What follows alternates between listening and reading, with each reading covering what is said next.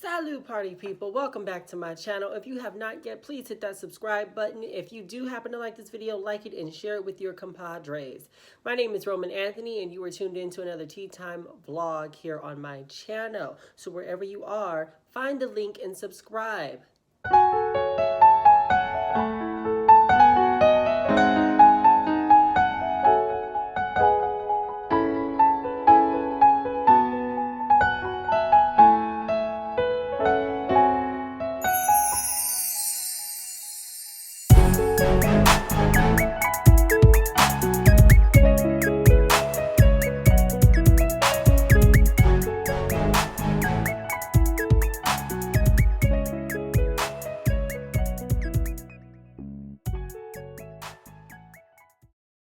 Now, like the title of this video suggests, I had to quit.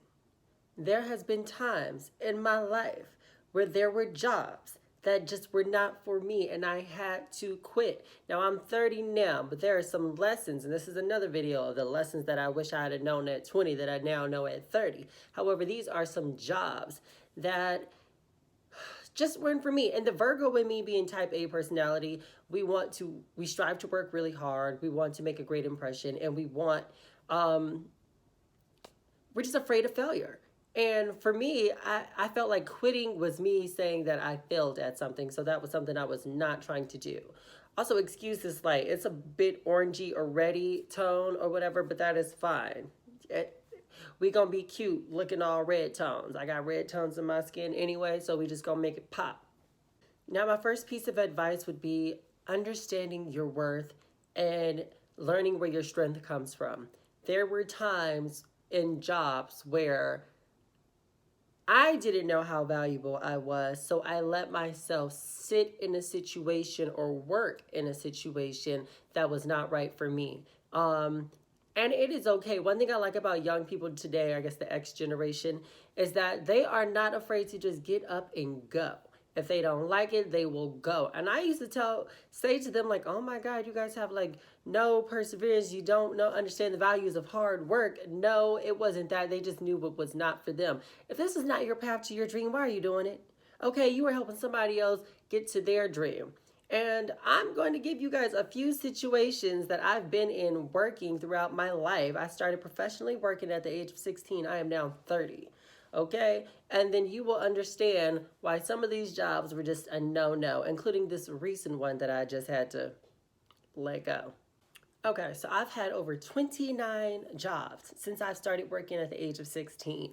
While living in New York for 6 years, a lot of the time I had 2, sometimes 3 jobs. And that's pretty much where I got most of my interesting work experiences. I had a few in LA, and the 2 jobs that I've had in Atlanta have been quite interesting too. So let's start. First job in New York was working at the Amish market down in Tribeca near where World Trade Center was. And I literally had a boss physically push me. Like, my cash register was lined up. I'm over here checking people out. One of the delivery boys was like, hey, I need my tips or something like that. And I was like, oh, hold on one second. Let me just clear out this line real quick. He wasn't happy with that answer. He gets upset, goes tells the boss. I'm like, yo, you see there's a line out the door and I have no help. We are understaffed right now. He physically pushes me to the side to get the delivery guy's tips, like if he wasn't still on the clock. It wasn't like he was going home or something. So, like, basically, I worked the rest of that day. I was going to Pace University at the time, so I'm still in university. I worked the rest of my shift, and then at the end of my shift, I gave him my uniform. And I told him straight up, because he was like, oh, why? I was like, you physically assaulted me. I was like, now, the hood in me wants to fight you, but then I know I'd be in jail. But the hood in me also at the time was just like, oh, we don't call cops. So I wasn't going to press charges or anything like that or call the police on him. So it was very much an internal battle with myself, which I really, really hated. Looking back, I probably should have just called the police or whatever, press charges for, like, it was on camera, obviously. Or just beat his double snakes. You know, I mean, I'm out the hood, but sometimes I still revert back to hood mentality, okay? I'm not about that life, but I'm from that life, so it sometimes conflicts with who I'm trying to be in life. Another New York job, I was working at, Junior's, the cheesecake place over in Times Square. And I had one boss tell me that I was intimidating. I'm like, yo, big ass intimidated by moi. I'm only 5'8", 120 pounds, soaking wet or whatever. Gay as all can be. At the time, I was so filmed and sometimes wearing my heels to work. I'm like, but you're intimidated by me or whatever. So then when I realized I had to let that job go, wasn't that part where somebody was intimidated by me. It was when I trained one of my coworker friends and to be in my department, and then they made her my manager. And I was like, wait, that's not fair. I mean, at that job, there was a lot of sexist men there who kind of like, was pushing up a lot of the females to like higher roles or whatever like that. You could tell what it was because we would go out after drinks to this bar around the corner from work. And basically, I was just like, okay, not fair. Like, I worked my A double snakes off. I literally had a hernia working at that job, had surgery, and still had to go work at that job. It was a lot. It was a lot. So that was when I was like, okay, I have to go because there's no room for growth for me here. Obviously, this is my dream. I was still filming at the time. At some period in time, I was filming the film Lady Peacock over in Queens. So I was just like, yo, I'm an actor. This isn't what I want to do, running a bakery department in a restaurant in Times Square. So I ended up leaving that job. Now, let me tell you about this company in LA. And yes, I am giving names of these companies because I do not care. Want to say something about it? Fight me. Okay? So I was actually working at a salon in Los Angeles when one of the clients was like, oh, you have really great people skills. You should work for my husband's company, which was Screenbox Entertainment. So I go work for Screenbox Entertainment. At first, it started off part-time. I was basically doing their customer service, which was all online. So I would still go into the office or whatever a few days a week. But basically, I was responding to all the clients' complaints, the churns, payment situations clients had to deal with, or any issues they had with their service. So at some point, I was going to Europe for my birthday. You guys all know, like for my 26th birthday, I went to London, Paris, Venice, and Barcelona. So at some point, I go to Europe for my birthday. I'm still working. I will actually find a picture somewhere and put it in here of me working in Paris at our Airbnb for the company. When I got back, Sony Entertainment gives this company $1 million marketing endorsement deal because I had kept their churn levels looking great. Like basically clients before me were just dropping their subscriptions. Due to me, the subscriptions were intact, so they got themselves an endorsement. However, when I got back to the States to get back to work, I had to step on that because this one goes deep. To get back to work, I just bought a car. Like I was making really good money at that company. I just bought a car and I was staying at my friend's over in Canoga Park. And I was like, I had just moved back to LA. So I was kind of like in between places, didn't really know where I wanted to be, what I wanted to do. And at some point, most people at the company, like and I probably have clips of this, were times where I was the only person inside the office. Most people were working from home. I was living in Canoga Park taking a bus before I had got my car, so I was taking the bus and the train and then more buses to get to work. So about a 2-hour commute or whatever. And they were like, oh, you don't always have to work in the office. Also, I was the only one dressed up looking like I worked in the office. Some people was coming in board shorts. Now, I was the only black person there. I was one of 2 other gays. There was one other minority. I think he was like Middle Eastern, Arabic, or Indian or something. But he was there temporarily and he had left before myself. I think he was there on an internship. So basically, I'm just giving you the dynamic right now so you kind of get where I'm going with this. So basically, I decided one day, oh, you know what? I'm just going to work from home or whatever because the time it takes to get to work or whatever, I can save time and just do more work at home. So I do that. And then I get a call. Is there a reason why you're not in the office? I'm like, you guys said we can work at home anytime we felt like. Like, I've been the only one coming in the office, so I didn't think it was that big of a deal, but okay. So then I start going back to, I went back into the office the next day or whatever like that. And they were like, the person who hired me had some embezzlement issues or whatever like that and was no longer with the company. So there you go. There's an opening. So with that opening, I said, you know what? I understand that this person hired me, and if you do not feel comfortable or you want to create your own team, that is understandable. I was still working at another salon, so I wasn't like, I mean, I liked the job. It paid well, whatever like that. It was an office setting. I didn't have to really talk to people face to face, just through email. So it was fine for me. But I was like, okay, this is an interesting situation. I don't want to be caught up or implicated in nothing. So, like, let me know what's going on. They were like, no, you're a great worker. You're fine. 2 weeks later, one of the gay guys who was in charge of something like brings in his niece to do some training or whatever like that. And then they were basically saying, oh, we're going to have to let you go. We can't afford you anymore. I'm like, cool. I mean, I just made y'all $1 million, but you can't afford me anymore. Okay. And you want me to train this girl? No, no, no, no, no. I learned my lesson from New York. So then, sorry that this story is dragging on, y'all. I need more tea. 1 second. I was just out in Atlanta cold. So then, basically, I'm like, all right, it is what it is. Y'all could have told me this beforehand. I just bought a car like a week ago, whatever, like that. Like, got a car note now. Now y'all want to play games when I already gave y'all out beforehand. They had complained about me going to Europe, and I'm like, well, first off, the person who hired me at the time knew I was going to Europe, and I was still working from Europe. It wasn't like I wasn't working. So they had complained about that. So they were trying to, like, I guess, get some complaint issues, but it kind of didn't fall through since I already had everything, documented and everything like that. So then when I came in to get my check one day, I'm like, it's like $500-$600 missing from my check. They was like, oh, we can't account for the hours that you worked. I was like, really? Because I got it here on this app. I wrote it down at the notebook at my desk, and I have it written down here in my notes on my iPhone. And it was like, yo, no, we don't see any work or whatever like that. And this is where the two gays tried to play me and almost got see me about something. So the younger one, I think he was like 2-3 years younger than me. And at the time I was about 26. Yeah, they were like, yeah, we don't see any emails of you working or anything like that. And he was looking at his computer. I was like, really? You don't see anything in your inbox? I was like, funny, because when I check my outbox, there's actually a conversation between you and I because I needed your help on something with a client. So you have no emails to reference our time, but I do. I'm confused. So where's my money? So then I said, here's what you got. Because they was like, the guy who writes the check wasn't in. He'd be back at 5. I was like, it was right across the street from the Grove. So like, I'll be back at 5.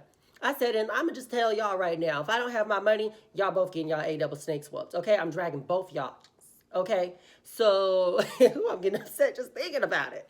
So then I leave, but by the time I came back, you best believe they had my check with every last cent. You're not going to take $50 from me. You're not going to take $5 from me. You're not going to take 25 cents from me, okay? I worked for that money, and you're not going to steal from me.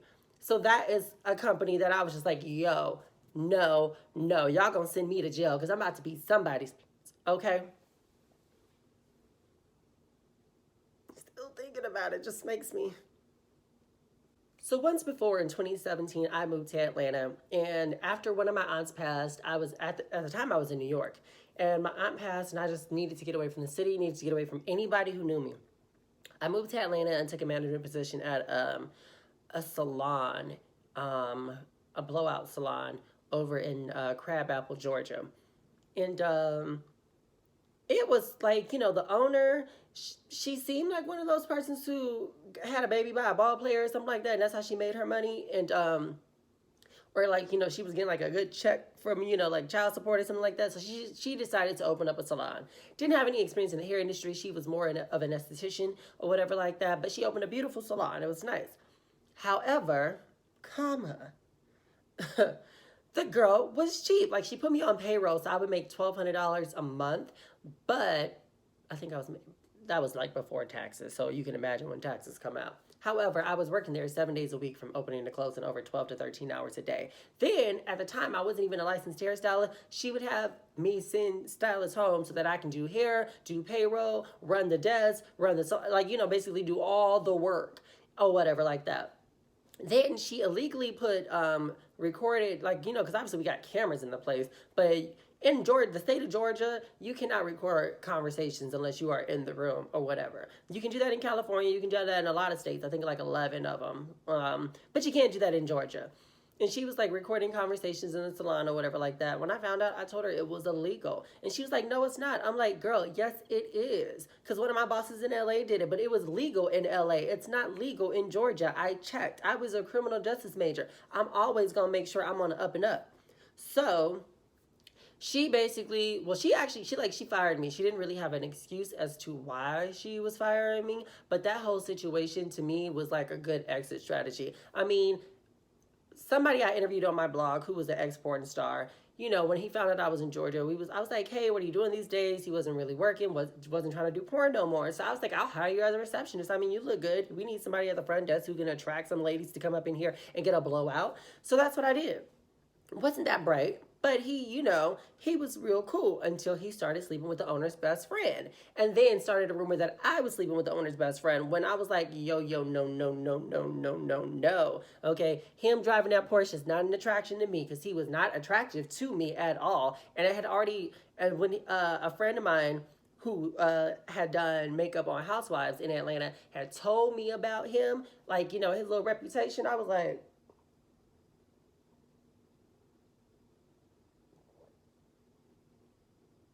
yeah, no. So basically, caused a whole lot of drama. And to be honest, I wish the girl well. I really don't care whether she's doing good or bad. She had a really cute, adorable little daughter, so I hope that is well. However, as far as her business goes, I could care less. And then this recent situation, I'm back in Atlanta or whatever like that. I was supposed to be going to school in London, but wait, hold up. Sidetracked. Okay, when I moved to Paris, I was supposed to be working at a Tony and Guy salon. Now, for about 6 months or so, we had, I was getting into it, doing the work, paperwork, trying to get in, and basically one of the owners, there's 4 Tony and Guy salons in Paris. One girl, she's from Canada, she owns one location. Another woman owns the other 3 locations. This I was not that privy to. So basically, I'm thinking I got a job when I get there. I get there, and then the Canadian chick says, yo, my business partner decided not to sponsor you. And then I'm just like, I signed a year's lease, gave up my apartment in LA. I got a banking account, a French phone, and utilities on, and apartment insurance. And you're telling me you can't sponsor me anymore. Then when I started freelancing, I found out that it could have been due towards racism. And when I walked around all of Paris, because I lived in a really nice neighborhood. Now, yes, I was in a Chambre de Bonne, which is like the cheapest servants' quarters on the top of the buildings, but I was in a good neighborhood. So in my free time, which was a lot of time, I walked around Paris and I looked into every freaking salon I saw, whether I was in a hood or a good neighborhood. And what I noticed in those good neighborhoods, you never saw people of color, whether they were Black, Asian, Hispanic, nothing. So I was like, oh, maybe my client was right. However, things worked out for me in that favor. You guys seen the pictures, though. Obviously, when God closes one door, he opens up a window. Now back to this Atlanta situation. So my aunt just passed last Sunday. May she rest in peace, and I'm still mourning over that. However, in our work group chat, I just sent a text message that same night, maybe, and I was like, my aunt passed away and I have to get to California immediate. Well, I didn't even say my aunt passed away because I was like, I don't really like when so many people were like, oh, my condolences, or feel like they gotta feel sorry for me. Like, I can mourn and do my thing or whatever like that, but I just said, I have to leave town immediately. Now, my boss knew what was going on and that my aunt was in the hospital sick or whatever. And we thought she was making a recovery. So my boss dragged me out to go hand out cards that night after work or whatever, like some little prostitute. Mind you, I wasn't hourly, I was commissioned. So I was doing that out of the freedom of my own time, which is going out to hand out cards and promote her business, and she would get upset when I would do freelance stuff. And I was like, yo, I have my own brand. I had this brand before I came here to Atlanta. Girl, I've already been published 2-3 times as a hairstylist. Let's not even talk about my entertainment work.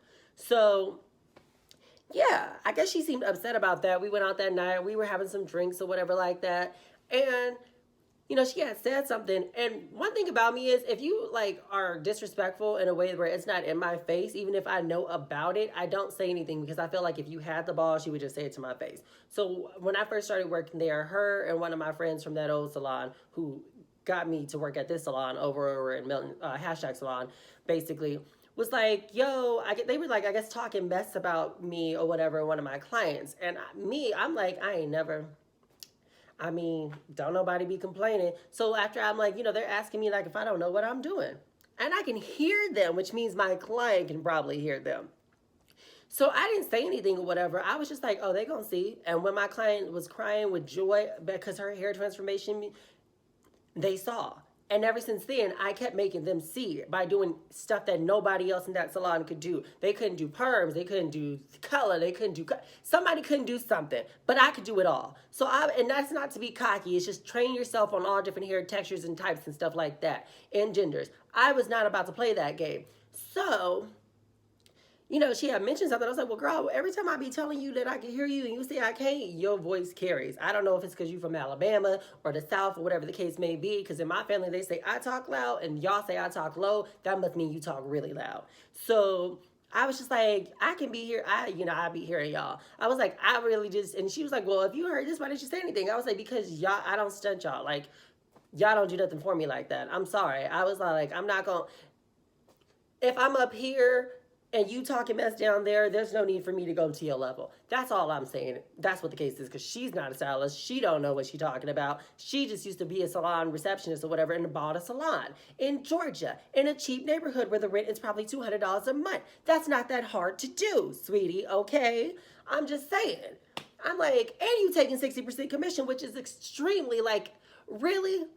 Talking about she here for the stylist. So since she's so here for the stylist when my aunt passed, I was like, you know what? I sent the group text like, can anybody cover my shifts? Because mind you, I was only doing Tuesdays and Wednesdays. I'm also in school online. I got other things going on. So I only work 2 days a week at the salon. And she gonna send me a personal text. Oh, next time if you need shift cover, could you just message me privately? I'm like, well, you can't cover it. So I was assuming, this is what I'm thinking. I didn't say this. I was assuming, let me find out if I can get somebody to cover me first. Because I hadn't covered shifts for most of everybody who worked there. It's not that many, but I've covered a lot of shifts and was working, every day, taking Ubers. I actually was paying more in Uber to get there back and forth than I was making there, because it's COVID, it's a pandemic, not too many people are getting their hair done. It is what it is. So yeah, I was just like, noted. That's all I said. And I just like, let me just exit myself out of this little work chat group, because I can't deal with the back and forth or whatever while I'm in my morning stages. I don't want to be hearing about Christmas this or parties that or whatever. So then I noticed that she took me off of the website or whatever, and I'm like, girl, I was 2 feet out the door. 2 feet. I'm like, you were doing nothing for me at all. At all. I mean, at all. I mean, and I don't know if it's an Atlanta thing, but I do notice, like, as people in LA get a reputation for being fake, people in Atlanta get a reputation for being users. I don't know how true that is. However, I don't have the patience to sit and be used. So that was an experience where I was like, it's okay to go. So what did we learn here? Most of the companies we work for only care about themselves. We've all heard the saying or seen the little meme on social media where it says, as soon as, don't stress over a job, because as soon as you dead, they gonna hire somebody 2 hours later, 2 days later, not even.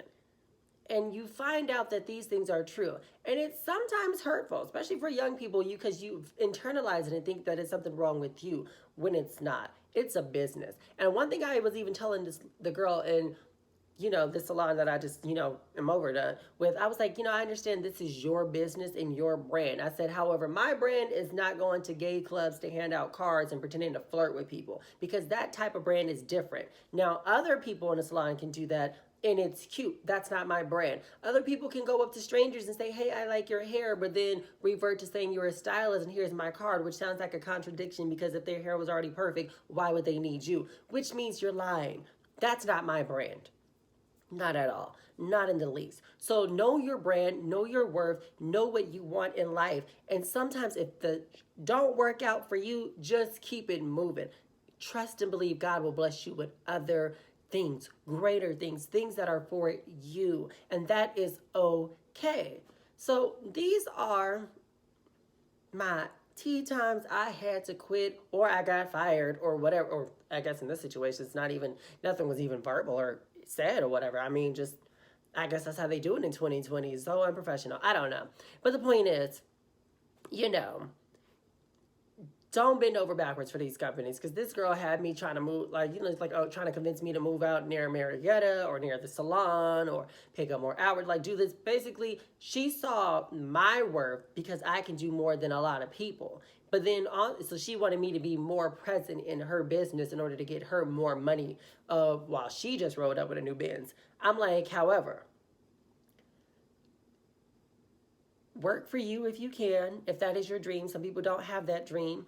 Um, and don't be afraid to just walk away from situations, whether it's like a situation where you're being physically assaulted at work, verbally assaulted at work, or you just feel like you just being used the fuck up. Okay, it is okay to just kick rocks.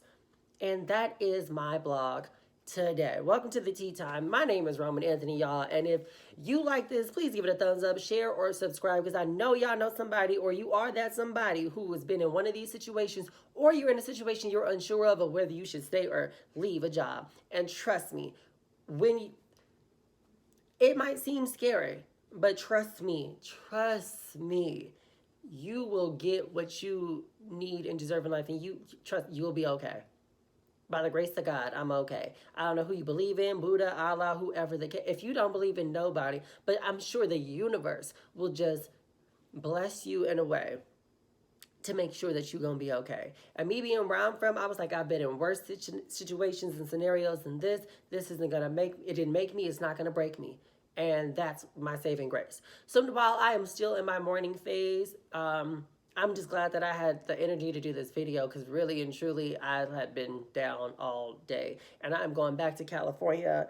Today is Thursday, and I go back Saturday, and I'm doing my aunt's hair for her viewing. And I'm sorry, I'm not trying to get emotional right now. And I'm not trying to put too much of my business out there, but I want to be transparent that life goes on. A lot happens in life that sometimes we cannot control. And it's okay to try to maneuver around that. So this has been some therapy for me, and I hope you guys take something from it. Thank you so much. Have a blessed and wonderful life. Tune in for my next blog. And yeah, see you guys. Thank you so much for even watching 15 seconds, 2 minutes, or the whole video, however long it's going to be.